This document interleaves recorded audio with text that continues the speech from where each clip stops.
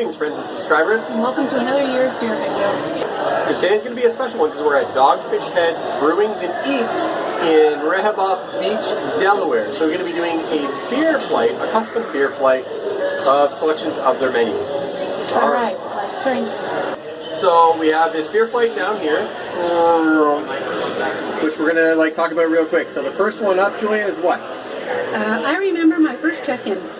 And I remember my first check-in is a sour ale brewed with barley and wheat malt from Proximity Malting, and then apple cider from Pfeiffer Orchards and the brewing process. So it's kind of like a hybrid beer cider.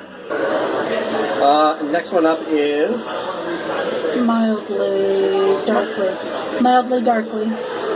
Oh yeah, we forgot to say that I remember my first chicken weighs in at 4.7% alcohol by volume. So Mildly Darkly is a combination of a ruby mild ale brewed with a blend of English pale, crystal, and dark malts, and fermented with a distinctly fruity English ale yeast strain.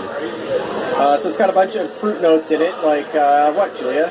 Dried plum and cocoa. Coconut? Cocoa. And it also says coconut later. Aroma is accented by whiffs of tropical fruits, coconuts, whiskey barrel, and cedarwood.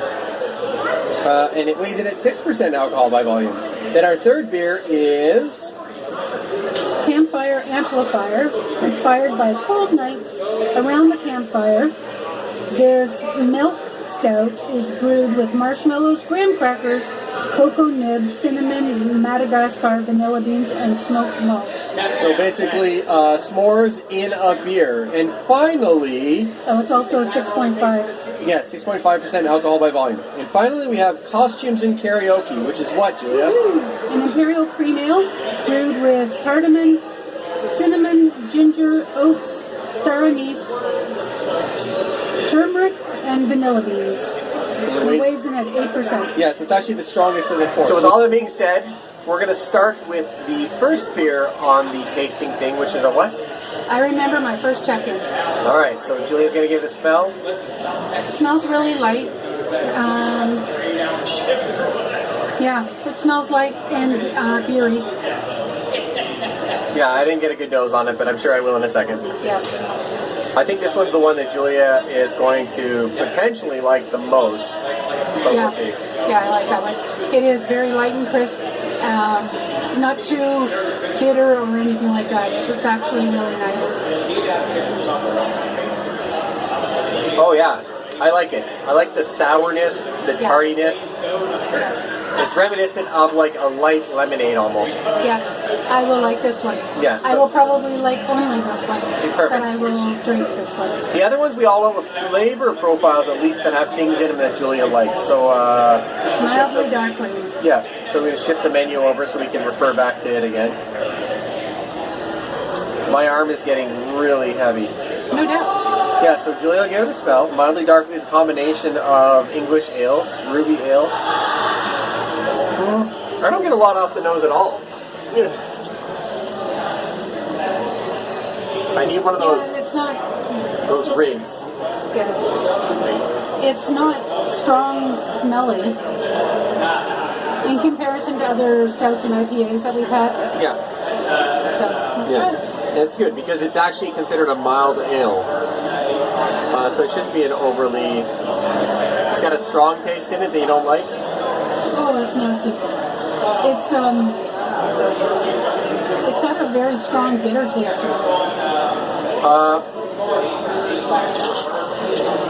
It's got a very distinct bitter taste to it, I think. Here you go, Julia. I don't know what to describe of it. It's,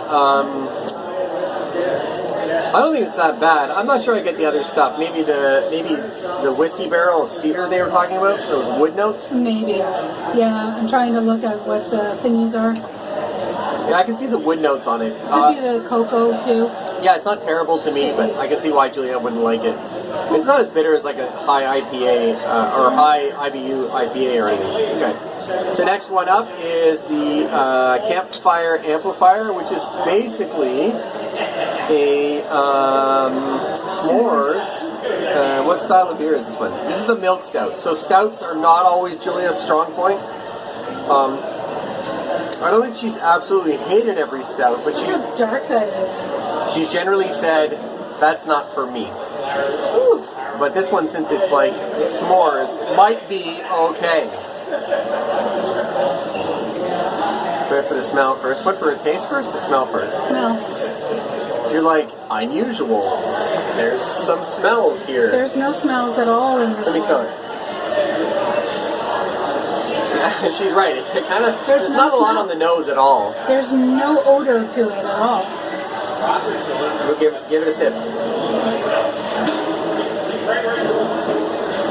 You gave it a very small sip. Remember with stouts, you might sometimes need a little bit more than a tiny, tiny sip. Because what you're going to do by taking a really small sip is you're going to accent all the bitter aspects of it and lose out on the flavored aspects.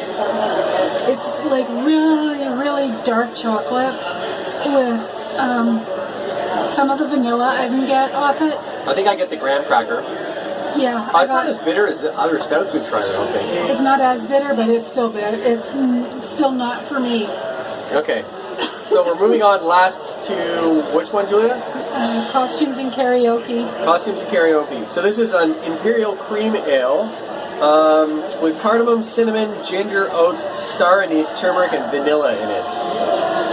Do you get any of that on the nose at all, or is it another? Yeah, you get some of the anise. Oh yeah, you get that faint sort of herbal licorice-esque sort of nose. Cinnamon, cardamom, I can smell that. In the cream ale in this case, I think it's more of a texture thing.